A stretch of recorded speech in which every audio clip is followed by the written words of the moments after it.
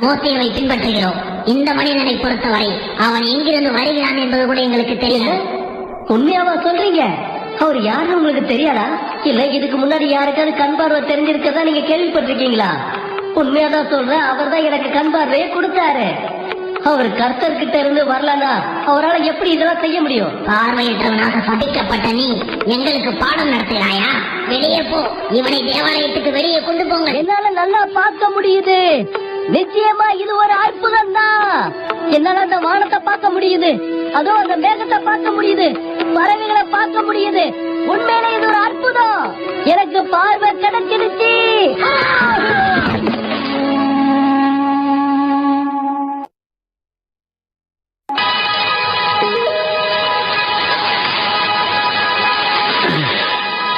அவர் இரவு முழுவதும் அங்கதான் இருக்காரா?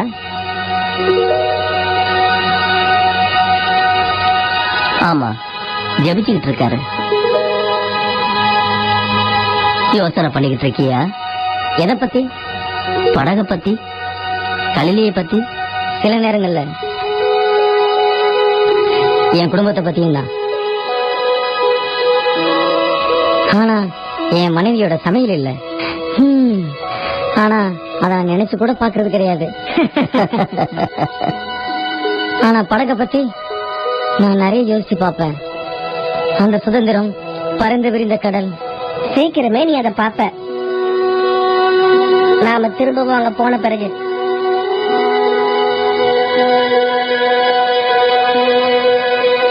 நாம திரும்ப அங்க போறது இல்ல. நம்ம எல்லாருக்குமே தெரியும், நிலம் அங்க அப்படியே இருக்காது. நம்மாலையும் திரும்ப அங்க போக முடியாது. இது எல்லாம் தேவனுடைய செயல்.